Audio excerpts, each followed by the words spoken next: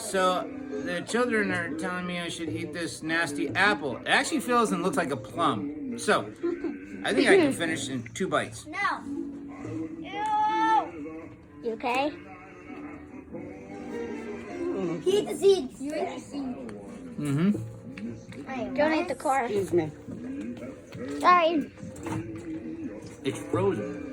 What? I'm gonna brain freeze. Something's wrong with you.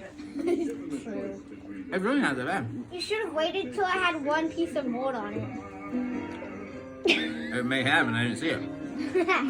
Wait, can I see the mold? He never said there was mold, Robbie. It looks like mold. But it's frozen. Right. It's cold. So at the end of the video, we all love to get in the video.